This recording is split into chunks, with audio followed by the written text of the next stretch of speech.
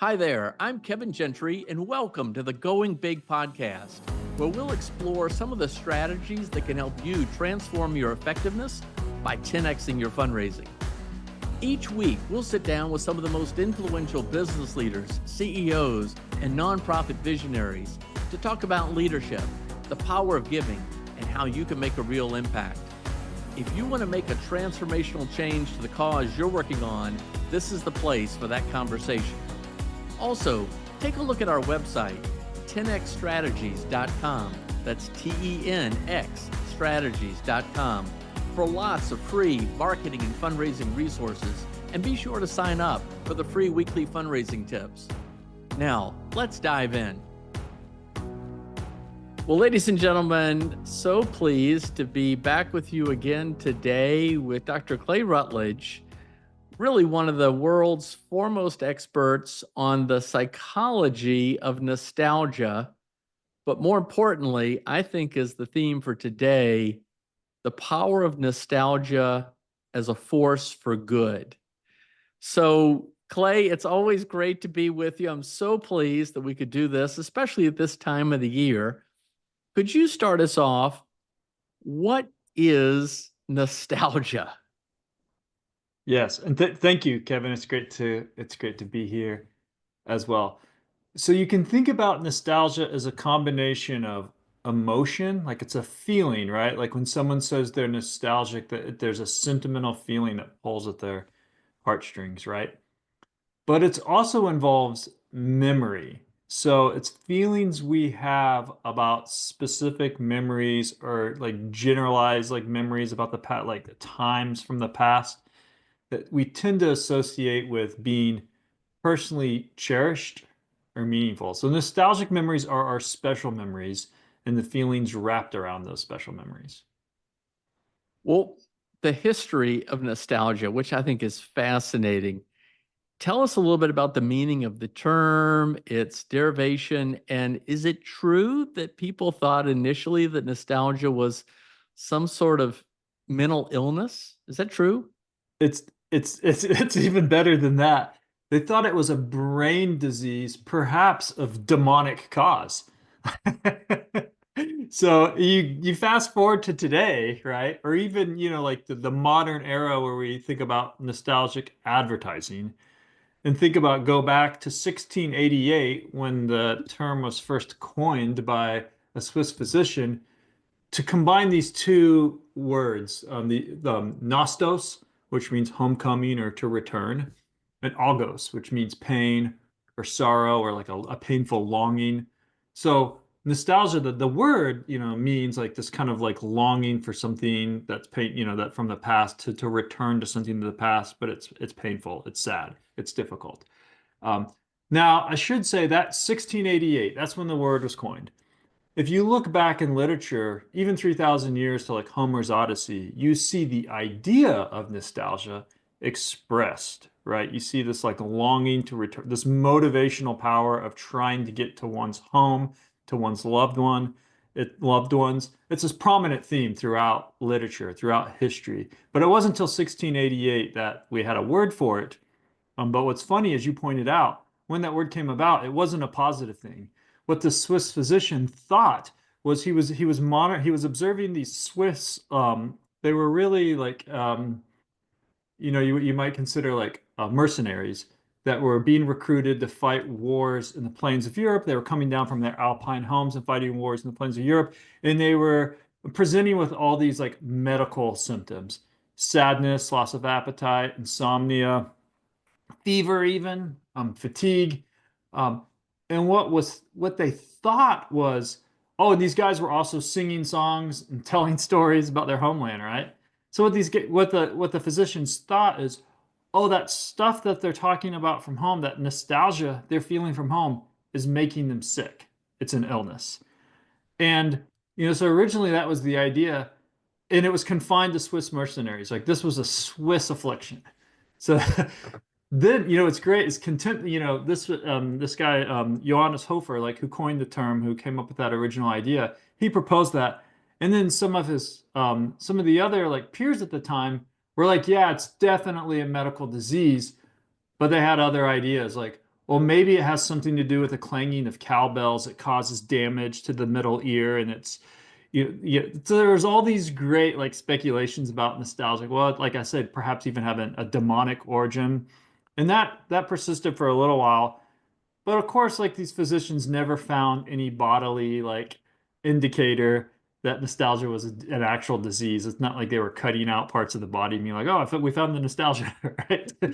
Um, so they kind of abandoned it. And then what happened is in the 1900s, really, like when you started to see the rise of psychology in the mid 20th century, um, the idea came back. But this time, instead of it being a brain disease, it was a mental disease. And they also thought, things like wild things like, oh, maybe it's people's like immaturity and they're yearning to even return to the womb, perhaps. Or, it's just like inability to grow up. And so there were all these wild ideas. And even though like the basic idea had been abandoned by medical researchers, all the way up until World War I believe, there were soldiers diagnosed with nostalgia as a disease.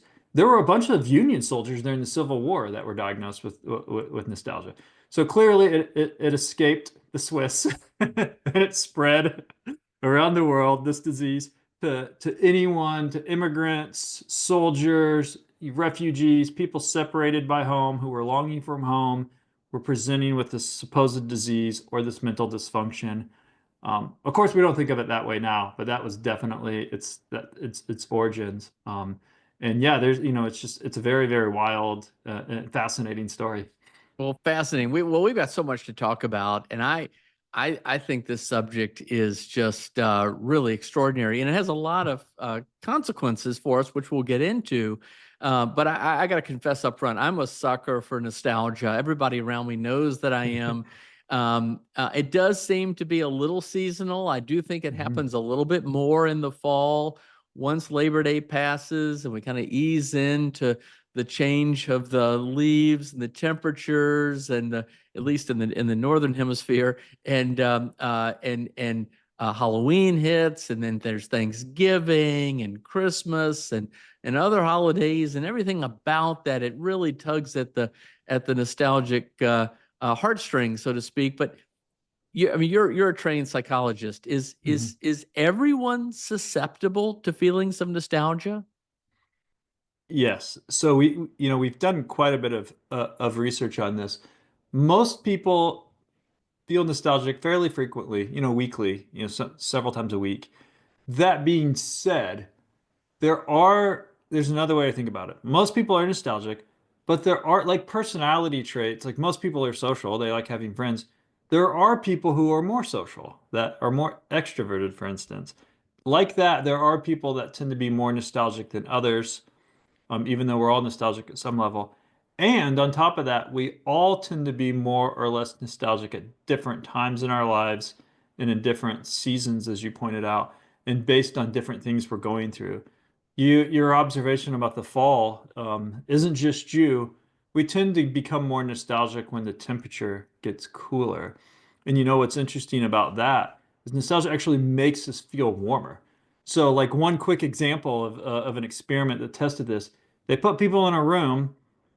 They controlled the temperature, the ambient temperature of the room you can control it, right? The temperature of a room, and then they set it to be colder um, in one room. In another room, they set it to be warmer, and then they gave people a nostalgia questionnaire. The people in the cold room felt more nostalgic than the people in the warm room, right? Suggesting coldness kind of brings it up. In addition to that, when people were in the same room with the room set at the same temperature, they asked nostalgic people to guess what the temperature of the room was versus people who weren't, who didn't engage in nostalgia. The people who took a few minutes to, reflect on a nostalgic memory thought the room was warmer than the people in the control condition. So yes, in colder times of the year, we tend to become nostalgic and it actually warms us up. So it warms our hearts and it evidently warms our bodies too. All right. Well, so it's associated with sort of a longing for the past, and sometimes we can see that in the negative. And I want to. There's a lot to talk about there, Hmm. but talk about how nostalgia affects feelings of well-being and self-esteem and belonging. Because I know you're an advocate for really seeing nostalgia as a force for good? Yeah. So, going back to the historical treatment of nostalgia, where they went wrong, they weren't doing science back then. What was happening was they were observing, oh, look at these people that are suffering in some way, these soldiers, and they're singing the songs from their homeland and telling stories about the homeland. Oh, that must be the cause of their suffering. They got it backwards, right? Basically, they were suffering because they were mercenaries far from separated from home, fighting wars in the plains of Europe, which doesn't sound great. Um, and they were turning to nostalgia to comfort themselves, to remind themselves of where they're from, where their sense of meaning and purposes um, is what I think. Of course, I don't have a time machine. I can go back and say that. So, but that's in the modern science of nostalgia, when we've systematically manipulated and measured these different variables, that's what we find. When people engage in nostalgic reflection, whether it's listening to music, watching an old show, writing, journaling in a diary, sharing a memory with a friend, looking through old photos, it doesn't make them sad or miserable like the Swiss soldiers. It makes them happy. It makes them more optimistic about the future. It makes them feel more loved and connected. It makes them feel, around the age 40 or so, it starts to actually make us feel younger. Nostalgia, you said you're nostalgic a lot. Well, that's helping you have a youthful spirit, keeping you young at heart. It's good for you. Um, and so it's nostalgia is actually boosting well-being. So what happens is, what helps explain the history of it is we've also found that when people are going through a difficult time, when they're sad, when they're lonely, when they're distressed, their nostalgia tends to increase. So we can use nostalgia, we can be nostalgic anytime for lots of reasons, but we lean on it more when we're going through change or disruption, uncertainty, or just don't know, or trying to figure out what path to pursue in life. We pull from these special memories for guidance. And they don't only give us confidence, they give us a sense of perspective. So you might say, like during COVID, I remember my wife and I were like, oh, we can't go to our favorite restaurants. We can't see loved ones. We're separated from people in this way, and it's sad, but then we're sharing stories with each other about, times we had with different people, like, and that didn't make us feel bad. It helped us step outside and be like, this won't last forever.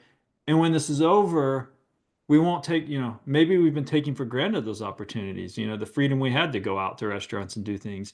And we shouldn't take that for granted, and, in the future. And so those nostalgic memories inspired us to start planning, to start plotting, you know, our future. So it's not just that nostalgia boosts our well-being, which it does. It boosts our self-esteem, our self-confidence, our motivation, makes us feel loved and connected, but it also like helps push us forward to figuring out and prioritizing the things in life that will make us continue to flourish. Really interesting, Clay. Thank you. Thank you very much. And by the way, there's another psychological concept I've heard about called rosy remembering.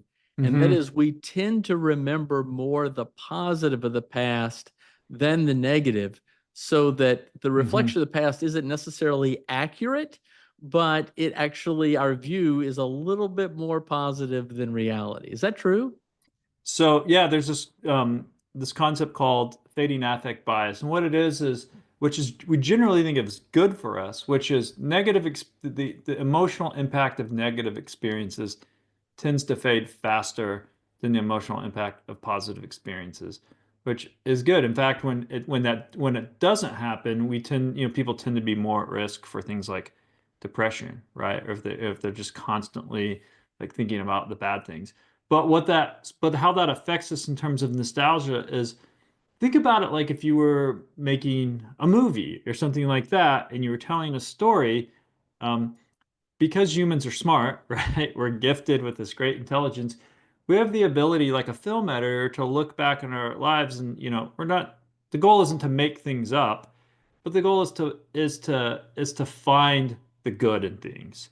So you might have we collected a bunch of nostalgic memories from people in southern England where I lived when we were doing this research, who were children during World War II.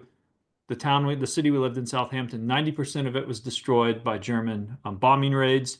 and we collected all these nostalgic memories from these old British adults who were children at that time.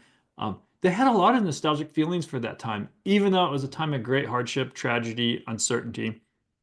Their fathers were on the continent, fighting the war. There's a lot of separation. But these memories were, the rosy retrospection was they weren't saying, oh, that was a great time. They were saying it was an important time. We learned what was really important in life. We learned that life is precious, that, all the things we tend to focus on aren't as important as family and loved ones and faith and the things that we care about, that give our lives meaning. And we can draw on those lessons today, and that can be inspiring. So I think one of the things that's important about nostalgia is it isn't just us plucking the happy memories or even making things happier than they really were. It's that kind of learning process, a creative process. Again, like a filmmaker, we might say, well, we want to tell a story here.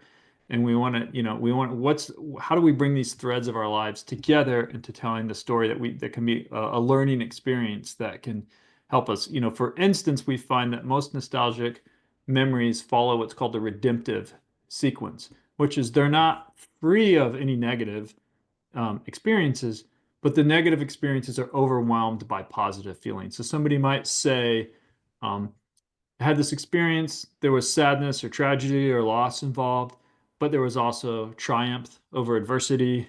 There was a reminder of what was important. It's these kind of bittersweet elements of nostalgia, but particularly the redemptive feelings that I grew, I learned from this. I became a better person. I matured. I became more, wise. All these things. Those are the things that are most likely to make us feel nostalgic.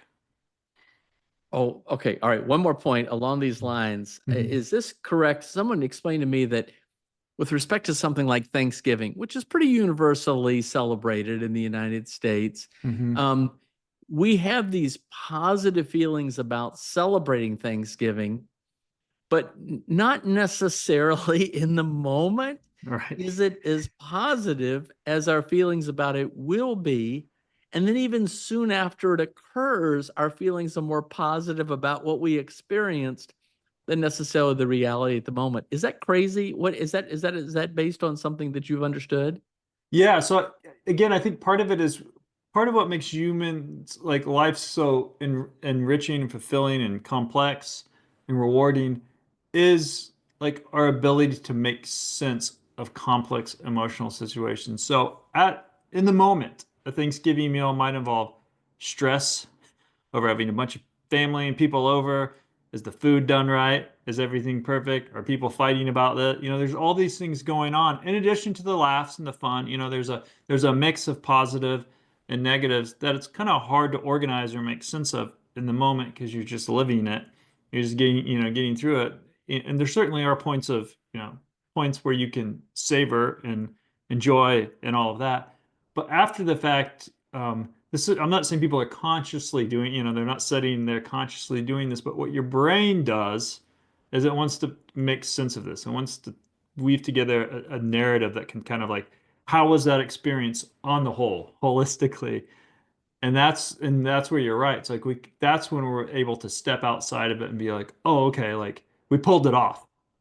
We did it. I mean, another example would be, that's not Thanksgiving, is like think about doing something actually very difficult or unpleasant that is physically demanding, like running a marathon. Now, in the moment, if you were able to survey people at mile 10 or mile 18 or whatever, how they're feeling, they're going to be like, everything hurts. I want to quit. This is miserable. Now, if you ask them the next day, they're going to feel a great sense of accomplishment. They did it. They made it. It was they achieved their goal. And so I think a lot of, I'm not saying Thanksgiving is exactly like that, but a lot of the things we care deeply about that we put a lot of work into that can be difficult and sometimes chaotic and have emotional ups and downs are extremely rewarding. But it takes a little bit of that perspective after the fact to fully appreciate it. But that's a good example of like how banking these kinds of memories is so motivating because it helps us see when we're planning for future experiences, what are the ones that after the fact, what are the ones which have really been most rewarding to us, Because you can think of other experiences that might just be more fun at some technical level, but not as enriching, not as meaningful. And so that I just think that's an interesting part of the human experience is like a lot of times we tend to talk about like, or it's popular in popular culture, like to talk about like focusing on positive emotions and fun and happiness and all that. And definitely that's true. We want people to be happy, but there are these emotionally complex and rich experiences that involve adventure, uncertainty, emotional ups and downs, sadness, loss. These are the things that often make life meaningful, and a lot of our most cherished memories involve some of those elements, bittersweet elements. Interesting. I think it was Jonathan Edwards, the great uh, uh, uh,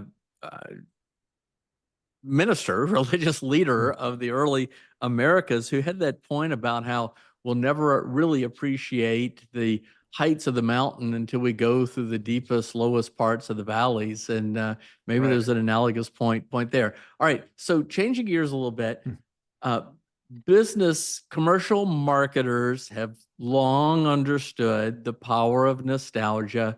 Um, you know, Perhaps one of the most vivid examples of that is in the show Mad Men and that famous episode Carousel, where the Kodak carousel projector and the whole idea is based on the pain of nostalgia.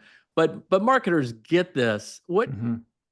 What's your comment on that aspect? And then we're going to touch into some other aspects of society and touch into the elements of nonprofit charitable efforts and gratitude. But first, the commercial space. Yeah, I think it's in that Mad Men clip that you're referring to that he says something like because the carousel, it's not a spaceship, it's a time machine. And one of the things again, like I'm over here cheerleading like the like the intellectual capacities of humans and how that's so great. But one of our unique abilities is to mentally time travel, right? You and I can sit here and share experiences from our past, and we can even think about ideas and goals for the future. And I think one of the things advertisers and marketers understand, well, first of all, they understand because there's lots of research on this that people tend to aesthetically like products from their youth. Like there's something about the time when we're really becoming ourselves, like developing our own goals. Our parents aren't just telling us what to do. We're like figuring out our own life, choosing our own relationships, our own path, and priorities and all that. There's something about that time. I don't really know why, but maybe it's something to do with brain development in which we kind of lock into like the aesthetic, the fashions, the music, the movies. Um, in this research, for instance, advertisers found that men think the cars from their teenage years are the best cars. Right? Aesthetically, like they're not saying they're technically superior cars, they're just saying they like that style. So advertisers understand that there's some kind of pull of what's sometimes referred to as the reminiscence bump from our youth that we like things that remind us of our youth. In addition to that, what I think advertisers and marketers are increasingly appreciating is that a lot of products or media content or things that we're purchasing or consuming that make us feel nostalgic, that product is often like a connection point or a symbol for something deeper. So somebody might, think about music. When you listen to a song that makes you nostalgic, chances are it's reminding you of people you were with. If you like classic cars or something like that, you feel nostalgic for them, chances are there's a story behind that of you worked on these cars in the garage with your dad, and it's about a relationship. So even our relationships with products that marketers are, are trying to build advertising for, are really deep down relationships with people. Years ago, this reporter from the Wall Street Journal called me she was working on a piece, but she was also like, it was a little bit of me search because she was like, Clay, why am I online trying to buy all these antique dishes that my mom actually tried to give me, but I didn't want them when I was a young woman because I was like, I don't want these old lady dishes. And now my mom's gone and I'm trying to find these dishes. Why? So, there's a lot of like objects, like products, like things that like they they connect us to those deeper memories. And so I think advertisers, understand that. Companies understand that we have relationships with brands in part because those brands are woven into our lives and the relationships in our lives. So the more advertisers understand that and appreciate that it's not just a superficial thing. There's something deeper to our connection with brands and products. I think the more nostalgia that they can understand how to use nostalgia in a way that aligns their interests with the interests of consumers. Fascinating. Yeah, I remember my growing up on, I think they were called the shiny bright Christmas ornaments, which were Mm. produced after World War II and were kind of like at a, five and dime store. And my mom even wanting to give them away to us, and none of us wanted them. And now we all want them today because it reminds us of growing up at that particular time. And I even went to our local Starbucks this morning. I told you I'm a sucker for all this kind of stuff. And today was the free cup, reusable cup day. And Mm. you could get a, cinnamon spice, pumpkin, whatever it was. And it's all wrapped up into the same thing. And the local Starbucks was a mob scene. It's like, why? Yeah. Well, Yeah. it's anyway. All right, let's shift gears to a different but similar subject. Hmm. The National Retail Federation estimates that Americans spent nearly $12 billion this year on Halloween trick-or-treating, candy, decorations, and costumes. Mind-boggling number. And we've seen it just grow in terms of how much is out there. Is it true? Okay, so the amazing It's a Great Pumpkin Charlie Brown peanut special Yeah. from the 1960s, Yep. nearly 60 years old, maybe 60 years old.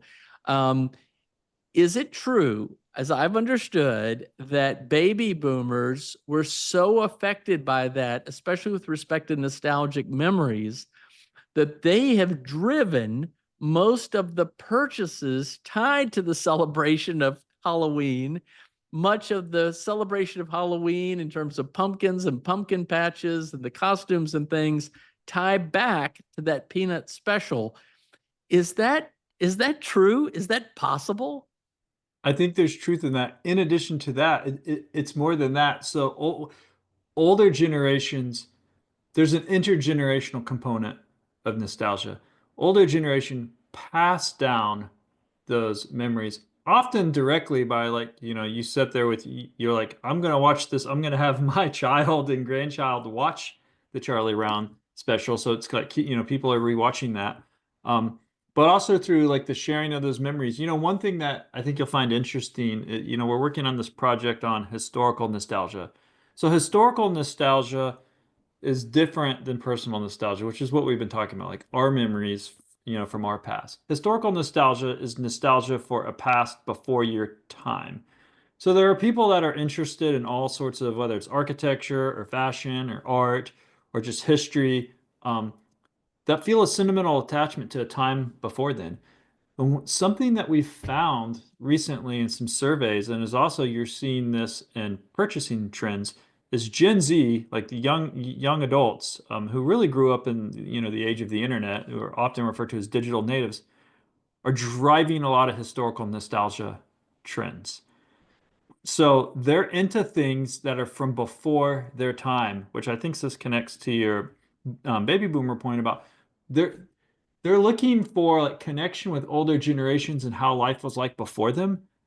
And there's this intergenerational component of nostalgia that makes it very contagious. So for instance, if you in studies, if you have young people read the nostalgic memories from older people, you collect stories from older people, give them to young people, have them read them, it makes them nostalgic too, even though they aren't their memories. So this is often how culture works. We pass things down from traditions and rituals and customs down from generation to generation. And, that can help drive some of these trends like the Halloween one.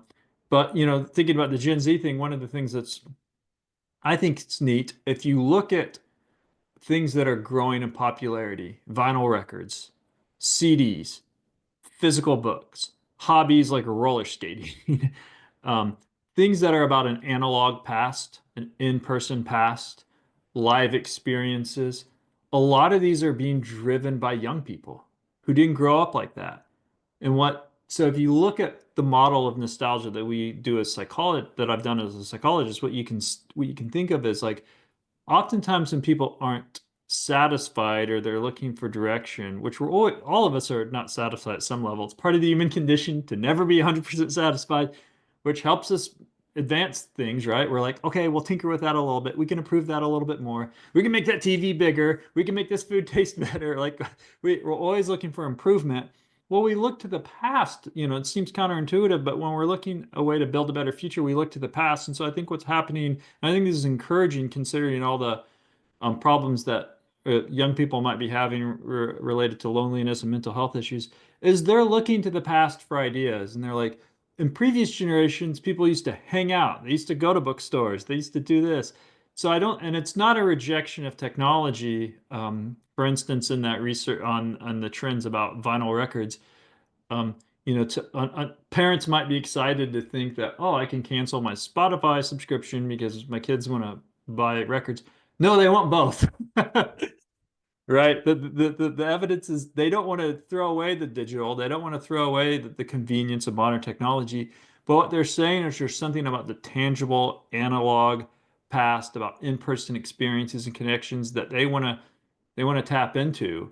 And older generations are the guide for that. And so this is one of the reasons I think intergenerational friendship and family connections and relationships are so important, is because it's not just Halloween. There's all these holidays and traditions and cultural um, movements and ideas, experiences that young people are very, very fascinated with, very, very curious about, and they want them passed down to them, and they want to learn about that stuff.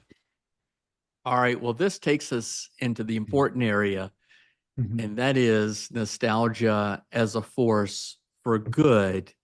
Because again, there's a little bit of a stigma that like nostalgia, you're just stuck in the past and you gotta Mhm. embrace the future. But what you're saying is that this helps us, positions us much more effectively to step into the future. We're at a time of the year when we focus naturally on gratitude. Mhm. We think more charitably. Nonprofit organizations that are helping improve the lives of others, trying to get at the root causes of poverty and things that are holding people back. How does nostalgia help us do that even better? Yeah. So it in a number of ways. One, starting with your point about gratitude, when we first started doing this research and we were just collecting nostalgic memories from people, we were just, this was when I lived in England. We were literally going door to door and asking people, like, hey, would you mind sharing a nostalgic memory with us? And we'd have them write or record something. One of the things that surprised me at the time, what doesn't surprise me now, but now that I know more about this, but at the time I was surprised at how many of these nostalgic experiences had themes of gratitude in them. So someone would say, looking back on this memory, I think, this was such a special time, and um, it makes me thankful, or it makes me appreciate the life I've lived. It makes me, and then oftentimes you'd see, and it makes me want to pass that forward. And so that direct link from I'm thankful for the positive and meaningful experiences that I've had, and I want to share that. I want other people to have those experiences too. So that direct link between gratitude and pro-social, motivation and behavior is there. So that's one thing. In addition to that, most nostalgic memories are highly social. And it turns out when we're thinking about things that are social, when we're thinking about people, we become more pro-social, right? We become less selfish because we're pushing the attention away. In a way, nostalgia seems like it'd be understandable if someone had the intuition to think of nostalgia as a self-indulgent thing. Like, after all, you're reflecting on your memories and it seems very inward looking. But in reality, what we find is when you reflect on these memories, they involve other people, and that pushes you back outside of yourself. And so, for instance, when people are nostalgic, they do donate more money to charity. They do volunteer more. In general, they feel more empathetic towards others. And the other interesting thing we found is nostalgia not only makes people um, more, more pro want to help others more, it actually makes people more willing to ask for help too. It just brings out the social side of us of where we want to work together with others and share and connect with others. And so, yeah, it's a very pro-social experience that's been used in all sorts of campaigns. So one experiment was they had people, it was in China, and it was about like funds for helping people victims of an earthquake, and they did two different like promotional campaigns, and one was about like one you really leaned in nostalgia and the other one didn't. And they found that when they used the nostalgia donation campaign, people gave more money, more people gave, and people gave more. So even at that practical like level of, experiments have shown that nostalgia increases charitable giving. All right. So I've got two more questions before we wrap up. And Clay, as always, this is so interesting, especially this time of the year. First of all, a little bit more about how in the world you got into this field. I think you're at the Archbridge Institute now. Tell us Mhm. about, and that focuses a lot on issues of human flourishing. Tell Mhm. us a little bit about that and what is up with the video game that's in the background. I'm fascinated by that. The best I could do to muster this was to put a fire in the fireplace, really touch the heartstrings of nostalgia. But what's up with the video game? It's probably revealing a little bit of my age. I'm a Gen Xer, so I grew up in the 80s and 90s, and arcades and video games are kind of part of that scene. And I have a friend a local friend who goes and gets these old arcade cabinets from back in the day, and they're banged up. A lot of them don't work, and the paint's messed up, or the stickers, the lights in the marquee are broken, all this stuff, and he rehabilitates them. And I asked him, I was like, "Why do you do this?" And he said, "These are things that brought people a lot of joy. They have a lot of memories from." And I want them to bring people joy today. Again, speaking to the forward-looking nature of nostalgia, it wasn't just like a personal indulgence he wanted to share that. Like, these things made me happy when I was young, and I think they can make other people happy, and they deserve, they deserve to be like brought back to life. And the other thing that's neat about it, and also speaks to nostalgia, is that's an old cabinet from an old game called Robotron. But there's like 1,000 games in that, because what he did is he took the old cabinet and all the things that are the old controls and everything that are like we really like, that experience, but put a modern computer in it. And that's the way nostalgia often works. It's not people, you're talking about people think of nostalgia as getting stuck in the past. It's actually not how nostalgia works most of the time. Most of the time, what people are doing is they're not denying progress. They're not saying there aren't advantages to the advances we've made today. What they're saying is there are lessons, there is wisdom, there is guidance, there are meaningful experiences from the past that we can draw from to make life even better, right? That we can pull from today. And I think this is like the Gen Z thing. It's like Gen Z is not saying, I hate my smartphone. They're saying, my smartphone's not everything. There's other things that we're losing track of, perhaps. And there's something really valuable about in-person experiences. And ideally, this smartphone can be better used. Entrepreneurs can create new platforms and opportunities that help us take advantage of that, to form communities, to plan activities where we meet up in person. So I think that arcade cabinet kind of nicely represents that fusion of like it's the old, it's retro, but there's something modern to it. And how I got into this, it's funny because I'm a psychologist, as you noted, and I was a professor for a long time. But when I first went to graduate school to study my PhD, I was actually really interested in like future-oriented thinking, and because I'm a psychologist, like some of the psychological challenges that can create. So when we think about the future, we can think about all the great things about the future, but we can also think about the negatives, right? We can think about, well, what if I don't get that job? Or, what if I get what if I get this disease? Or what if this horrible thing happens to me? And so we worry, we have anxiety, like we worry about a lot. And so what I was interested in is if our ability to think about the future is important for us to plan our lives and to build our lives and to advance society, but also creates this potential for fear and anxiety and uncertainty, do we potentially use that same time traveling ability to go backwards to comfort ourselves? Like, yeah, the future's uncertain, but I have all these meaningful memories and that offers some comfort. So that's how I got into this, was thinking about how we use the past to help us deal with our concerns about the future. What I didn't realize at the time, this was, tw almost 25 years ago, was how much nostalgia is so much more than just a source of comfort. And it was really through this process of research and discovery that we started to figure out it's much more than something that like makes us feel comfortable when life is uncertain. It's actually a source of like inspiration and motivation and a real driver of civilizational progress, because it gives us a lot of ideas and inspirations to want to make the world a better place for ourselves, for our children, for our society at large. And so it's funny just because, I started very much thinking explicitly about the future that ended up taking me down this path to study nostalgia, which came back around to me thinking about the future again because nostalgia plays such an important role in shaping how we approach the future, from the decisions we make, the goals we pursue, the relationships we prioritize, and everything. Nice, nice. Well, you've got a great book, Past Forward: How Nostalgia Can Help You Lead a More Meaningful Life. Recommended strongly, very much tied into this. Clay, at this time of the year, for us personally, we have Thanksgiving ahead. I think back on the Charlie Brown Halloween special, and Hmm. all that sort of the music that played. What was the jazz trio?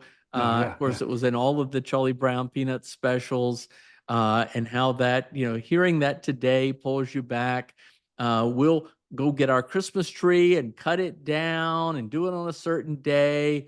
The night before Thanksgiving, we try to watch Planes, Trains, and Automobiles, arguably the greatest comedy ever, with John Candy and Steve Martin. They often said they had more fun making that together than any other film. It's a great way, if you can get through some of the language, it's a great way to prepare yourself for Thanksgiving, all this stuff. But here's my ending question. Hmm. This is the Going Big podcast. It's designed to help motivate, inspire those who are really trying to make a difference in the world for good, to think about how to do it in a bigger, more consequential way. I think really you've stumbled upon something that's huge. And just as commercial marketers have tapped the power of nostalgia, those who are working to help improve the lives of others, they can figure out ways to tap this more effectively too. So why don't you just carry us out here? Anything that you might say, because you've essentially said you've devoted your life to utilizing this, and there's, I don't know of anybody else that's done this. So you've got a hole in the marketplace. But but for nostalgia as a force for good, you can close this out however you'd like, Clay. The floor is yours. Yeah, before I do, can I ask you a question just out of curiosity? Absolutely. The young people in your family, do they enjoy what? I know the answer to this. I can guess the answer, but you were talking about planes, trains, and automobiles. This is not from their generation, but do they enjoy watching this with you? Yeah, that's a great question. And I guess we'd have to ask them, but I think we still watch it all together. I do think there's an element of looking forward to watching it and then thinking that we did watch it. But while we're watching it for the 30th time, it's getting a little old and tedious in parts. So there is an element like the Thanksgiving thing. But I think about stuff like Star Wars, which came out in Mhm. 1977, and how our kids were affected by that. And then they're still affected by that in many ways. So it's probably a subject too complicated for me. But yeah, I think there's an element of the experience, we'll say the journey more than the destination, Yeah. that makes it something that's important. Yeah, I was asking because I've done some nostalgia advising work with companies such as Warner Brothers and some other streaming services. And one of the things that's been interesting in that is the discovery that A lot of the most popular movies on streaming services are old movies that, and it's young people often watching them, like Shawshank Redemption. These are movies before their time, but either they're watching them with family members or they're discovering them themselves. But it's funny, this speaks to that historical nostalgia point. It's like, even though we have like the Charlie Brown, like I watch all those every year. I have them all on Blu-ray. Like they're ready to go at any moment. And and I watched them. I had my kids watch them. It's just we pass those things down. So I was just curious if that was Star Wars too. I was just curious if that was your experience as well. Our But son yeah, introduced me to Shawshank Redemption. I don't know how I'd missed it over the years, oh but he suggested that I watch it a few months ago, and it truly is one of the best movies ever made. But you hit the nail on the head there, Clay. yeah, yeah. So as far as like your sorry, I didn't mean to derail us, but your take us out question. If you in the book, I talk about some examples of people who started, big projects, nonprofits, businesses, other things, and their inspiration, the way they was, the passion was discovered largely through a nostalgic journey. Most people who either like champion a cause, build a business, create a powerful work of art that inspires us, if you talk to them or if you read about them, biographies about them, there's a nostalgic story or multiple nostalgic stories that really sparked that passion. If you look at somebody like a famous filmmaker like Steven Spielberg, he basically made a movie about this, about his life and how he fell in love with movies. So I think, when people, sometimes people are looking for inspiration. We don't know how to solve a problem. We don't know what direction to take in life. We have choices, difficult choices, of course. Of course, we make mistakes. We don't always get things right. Sometimes things really, it isn't clear which path to take. But our nostalgic memories can really, really help us. They're a gold mine of meaning. They're the cherished experiences that we have. As we talked about, there doesn't mean they're always pleasant. They're not always just pure happy. They're not all vacations. Some of our nostalgic memories are happy vacations, but some of them are more complex. But what they can help us do is really get in touch with like our potential, what we're good at, what our strengths are. And they can help us build on those and really discover and energize like our passion for a cause or for a creative activity. And so I would encourage anyone can use the power of nostalgia in that way to energize themselves. But I would say, especially if you are going through a tough time, for some people, the holidays are a tougher time, right? And there are probably memories or experiences that you can draw from as well, to help improve the future. And I'll close with one example. I remember talking to someone who was a big like Christmas, like loved Christmas, was in, did all this stuff, decorated the house, put lights everywhere, like drove up the electric bill probably with all the lights they did. I remember talking to him and him saying, actually my childhood Christmases were not good. We're not that good. Like my dad was an alcoholic. I didn't have a stable family, but I saw other kids and how much Christmas meant to them. And, I sort of learned that this should be good. This can be good. This should be an important holiday. Um, and, of course, connecting to the deeper meaning too, not just like the fun aspects of it, about like, the story of Christmas and, discovering that. Um, and then so he was drawing from other people's nostalgia almost. He was saying, I know from my culture, from society, from movies, from other things that this is an important and special time, even though in my own life, like my memories of that time aren't great.